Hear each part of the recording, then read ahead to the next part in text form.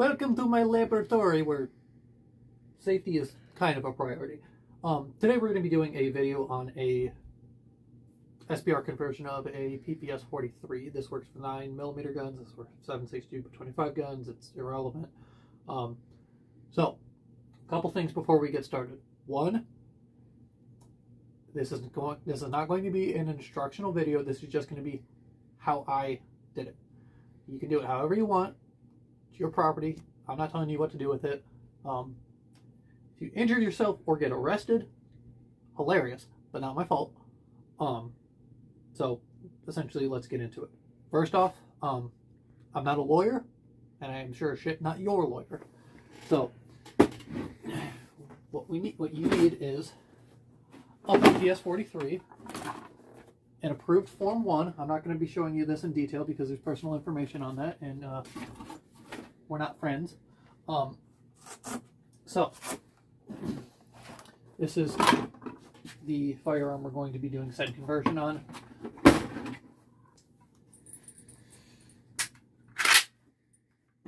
So only do this once you have your approved Form 1 and you have your firearm engraved. I have gone through both of those processes. Or, you know, ignore that and end up in federal prison. Up to you. So, first, we're going to open the gun up. I'm going to show you how to do that. It's literally this little thumb button right here. Gun comes apart. I'm going to be removing the bolt, which that just pulls right out. And we're going to get started. This in reality is a pretty simple conversion. If you can handle basic tools, you'll be fine. So we're going to use my high-tech vise with the high-tech vise padding.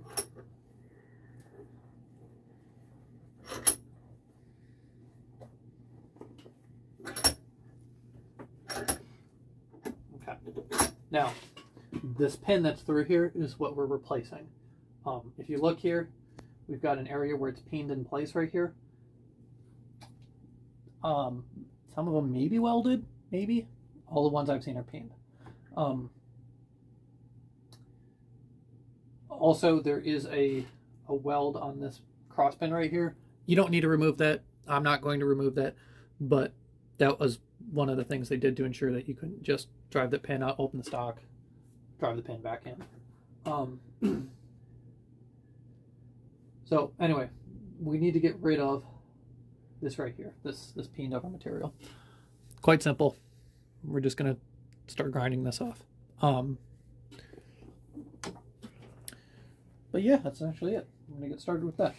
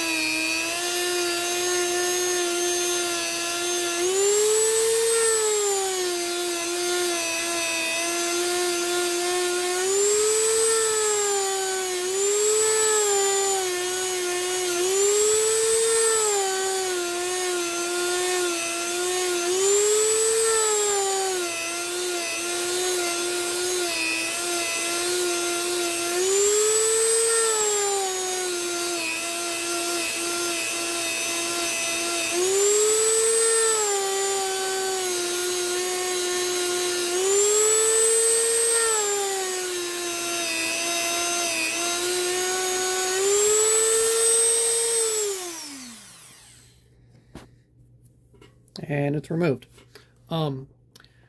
If you're a broke bitch and have more patience than I have, you could get in here with a file and do that. You don't have to have Dremel.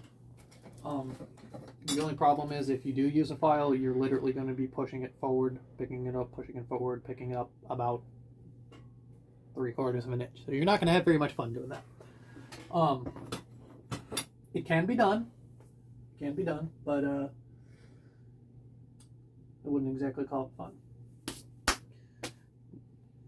And we'll cut back in once I find a punch, which I probably should have done before we started filming.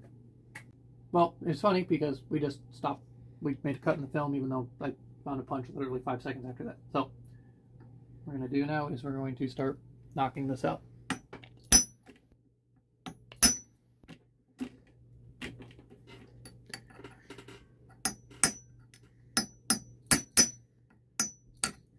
Ah, shit.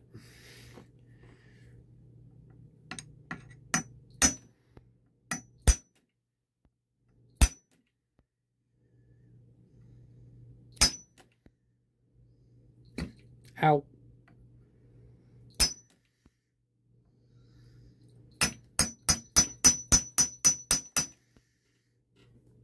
I'm going to remove just a smidge more material.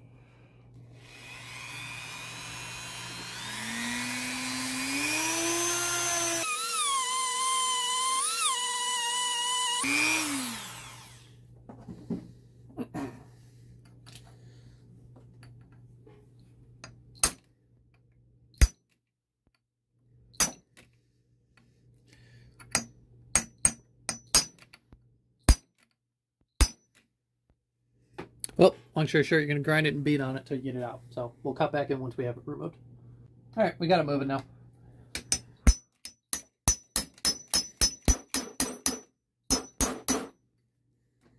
That's nice and loud and annoying.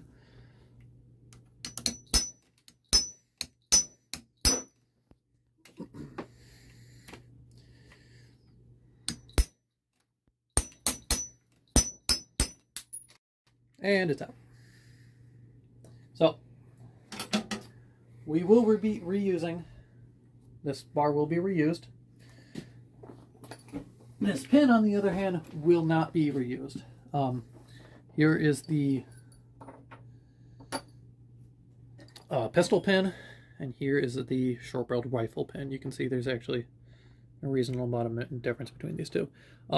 This is a pin that I manufactured.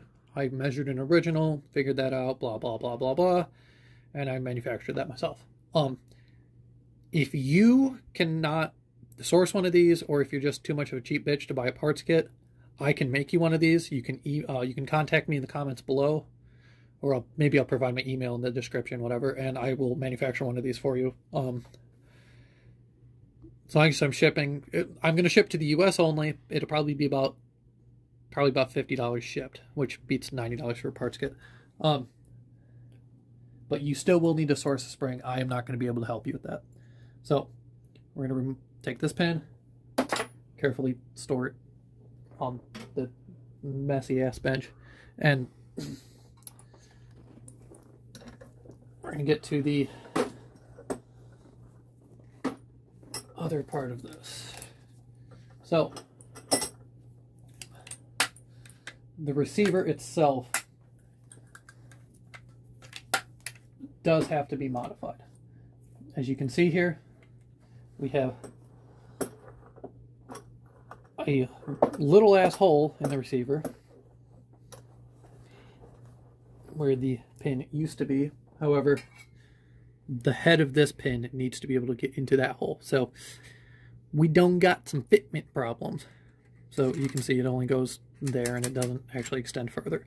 So we're going to have to drill this out. So we're going to come back to you once I have found a correct size drill bit, and I will tell you what size drill bit you need. All right, we're back. I have a 25/64 drill bit.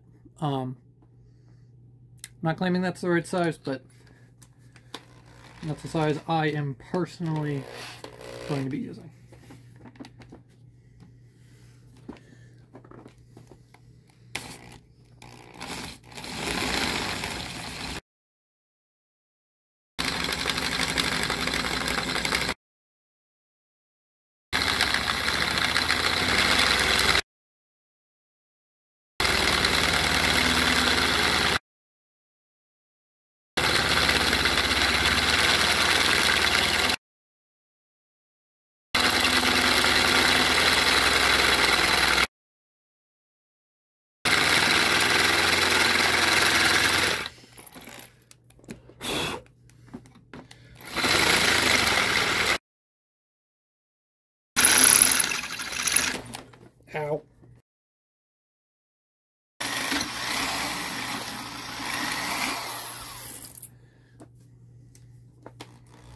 Alright, we have made little hole into big hole. So what we're going to do now is we're going to clean up the hole, and we're going to deburr this. So pretty simple. Be right back. Alright, now that we've got a deburred hole, what we're going to do is, I'm going to do this. You don't necessarily have to, but I highly encourage you to. Add a little bit of cold blue, that way it doesn't look like shit.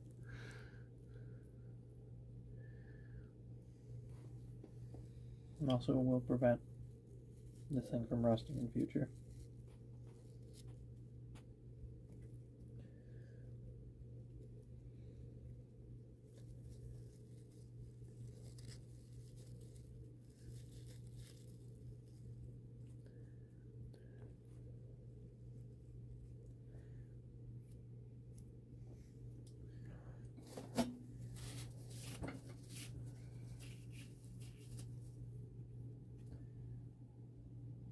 Do a couple layers. Also, if your engraver did not re-blue when they did the laser engraving, now would be a good time to touch that up. My engraver did go over the gun with a little bit of cold blue. So, all right. Now, we have a pin that fits. Also, we have this super scary regulated feature now. So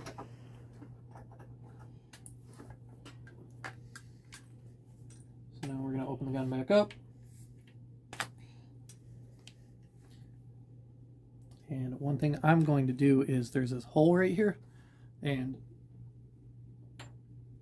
the wonderful poles left a nice nasty burr on that, so I'm just going to go ahead and chase that out with the drill bit, just by hand. You probably won't have to do this, or maybe you will, who knows, but that's just something I am doing. Now we're gonna go make sure there's no chips in here, make sure there's no dust in here, and we'll get back to you. We have left the messy as shit workbench in the basement to go to the messy as shit workbench in the garage, specifically my fancy smancy welding table. So if you look here, this is the pin that I manufactured, and this is the bar it needs to mate up with. So the shelf right here contacts the bottom of this, and you can see that thing is entirely too long. Why did I do that? The reason why I did that was in case I decided to peen this in place. I'm going to decide against that. If you do not have a welder and you need one of these pins, either you need to borrow a welder from somebody, or you need to contact me and get one of these longer pins. That way you can just tap away with this thing with a ball peen hammer and make that thing work. If you do not have a welder, you don't know anybody who has a welder, you can't get access to a welder, you're kind of boned unless you go ahead and buy one of my pins. That's not me just saying that just so you buy my shit. I'm saying that simply because you don't really have any options. So I am going to weld this, meaning I need to make this pin. I need to remove all this extra material that's sticking up above this. So I'm going to go take this to the the bench grinder, and I will be back once this is flush.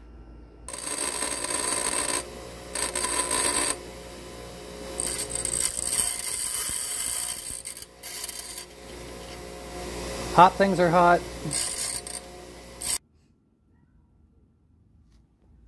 So now, pin, spring, this crossbar, it's gonna go right there. Also, I wrapped the sling right around there. That way this doesn't fall and, you know, break my fingers, which would kind of suck. Would affect the enjoyability of doing this project.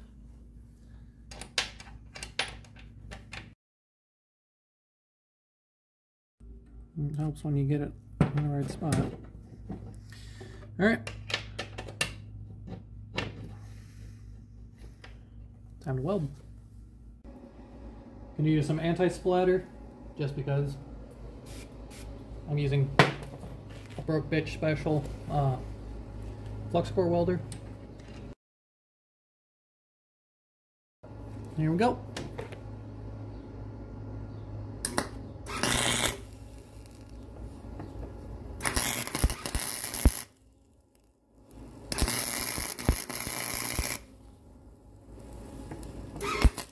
Oh, shit.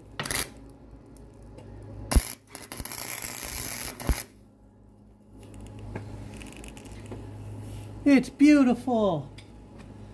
I'm gonna do one more tack.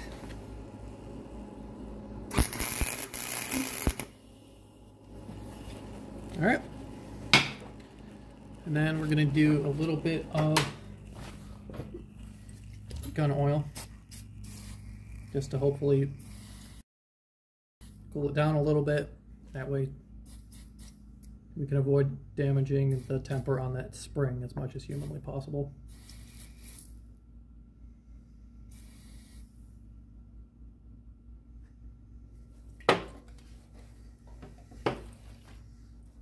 Good now.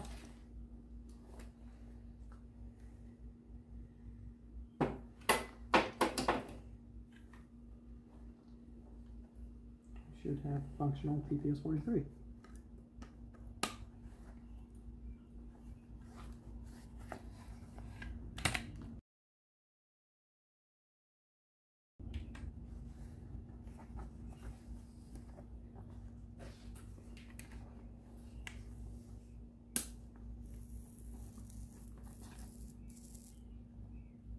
Little stiff.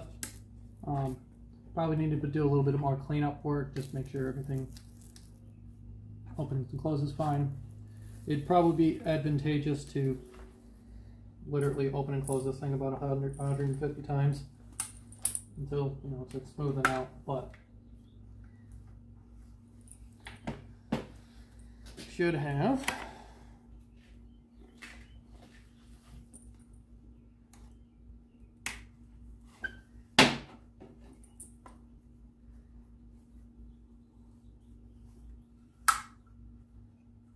Functioning PPS43.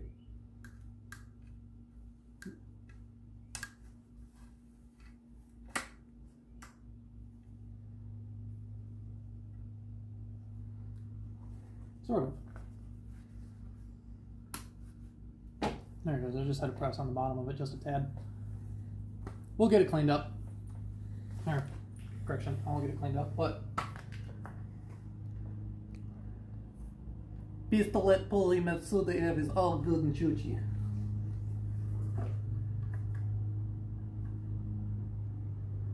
And just like an AK underfolder, that stock is awful, but at least I have a stock now. So if you enjoyed this video, rate, comment, subscribe. If you want to see more interesting crap like this, let me know. But yeah, I mean, this is simple enough. Just file Form 1. Should take you 30, 35, 40 days. Mine was unfortunately well outside of that. It was 191 days from submission to approval, which is just ouch. But you know what? It's all good and go now. I have a legal papered short-barreled rifle, so about as close as you can get to an actual PPS43 without going through the financial heartache of a transferable machine gun. So, if you like this video, rate, comment, subscribe. If you need a pin, let me know. Alright, see you around.